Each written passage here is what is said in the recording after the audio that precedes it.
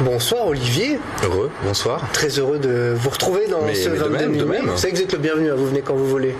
J'ai l'impression que je porte une malédiction. La dernière fois que je suis venu, c'était pour le limogeage de Jean Fernandez. Et voilà, cette fois, un nouveau limogeage, c'est l'actualité football du jour. Victor Zvinka, ex-entraîneur du Nîmes Olympique, il a été débarqué ce matin par le président, après Jean Fernandez, donc à Montpellier, après Elibo à Marseille. C'est la malédiction des coachs du Sud. C'est Michel Bénézet, l'entraîneur adjoint, et le staff qui prendront en charge l'équipe et qui assureront l'intérim pour la réception d'Angers demain soir. Cette décision a été prise ce matin par le président Jean-Louis Gazot. Christophe Chay lui a demandé pourquoi. On écoute ses explications. On a fait déjà le bilan de la saison, élimination au premier tour de la Coupe de France, élimination au deuxième tour de la Coupe de la Ligue. Sur 17 matchs de championnat, 3 matchs gagnés.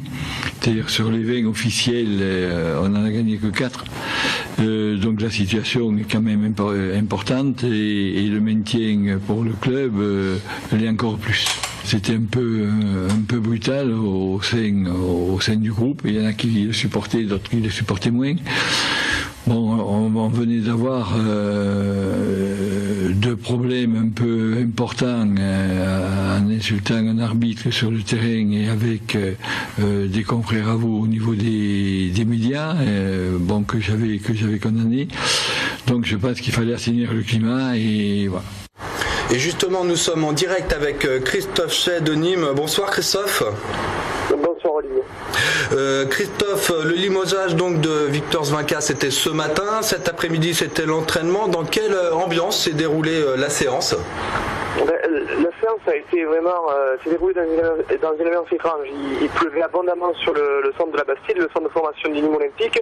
Le président, suivi de son fils Alain Gazot, qui font partie du conseil d'administration et de la présidence du club, se sont suivis pendant une demi-heure avant l'arrivée des joueurs. Il y a eu un petit conciliabule au sein du centre de formation, fermé bien évidemment à la presse. Le début de l'entraînement a été retardé.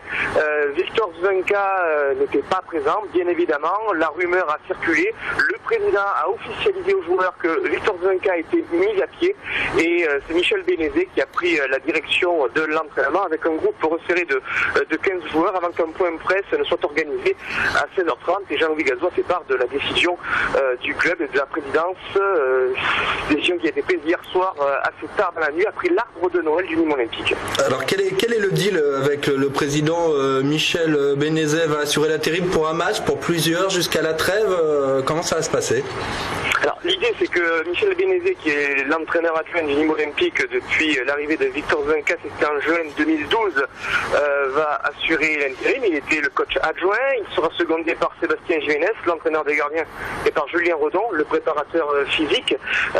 Michel Bénézet connaît bien le groupe, il sera demain officiellement sur le banc, sauf que la petite précision qui a tout son charme peut-être, c'est que Michel Bénézet n'a pas le DEPF, le fameux diplôme pour être entraîneur aux yeux de la Ligue de football professionnel.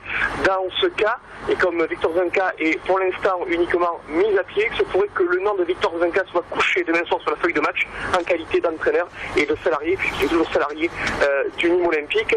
Jean-Louis Gazot se réserve jusqu'à la semaine prochaine pour consulter le nom du 11e entraîneur de l'histoire du Nîmes Olympique sous la présence de Jean-Louis Gazot en 11 ans et la réponse sera vraisemblablement donnée lors de la reprise du mois de janvier.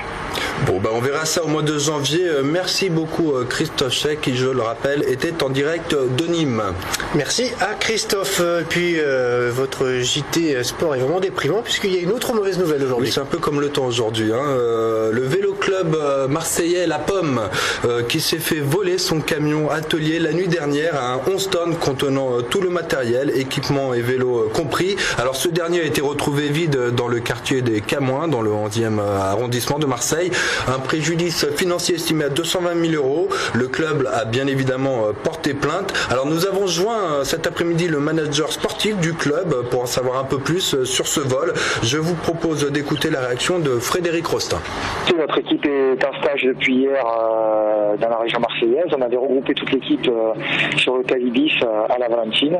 Et ce matin, en se levant, on a eu la triste surprise de voir le parking vierge de nos véhicules avec tout le matériel qui était à l'intérieur. Donc essentiellement le gros camion atelier en 11 tonnes avec 40 vélos à l'intérieur et tout le matériel 2014 pour la saison 2014. C'est du matériel qui est très coûteux. Un vélo de gamme, c'est entre 5 et 6 000 euros.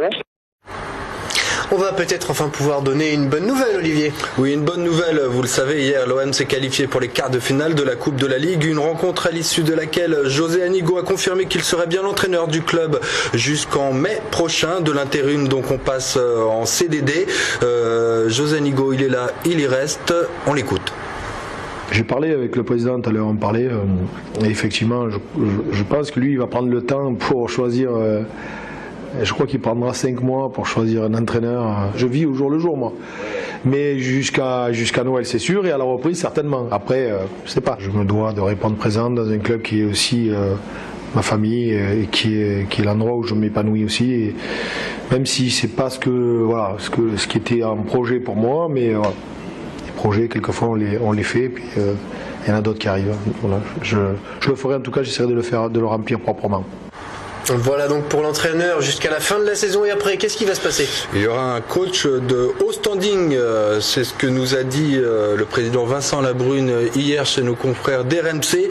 Voici ses propos: l'OM, ce n'est pas un petit club, je ne veux pas me rater. L'actionnaire et moi, nous avons toujours un projet ambitieux. L'idée, c'est de trouver un vrai technicien à la hauteur de nos ambitions. L'OM a besoin d'un entraîneur capable de faire progresser l'équipe collectivement, et ça ne court pas les rues, surtout en France.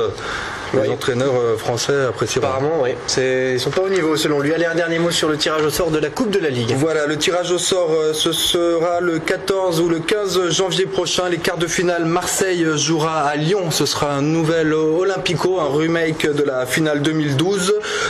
Il y aura aussi Bordeaux, Paris, Nantes, Nice et Troyes, Évian. Merci, Olivier. De rien, Julien.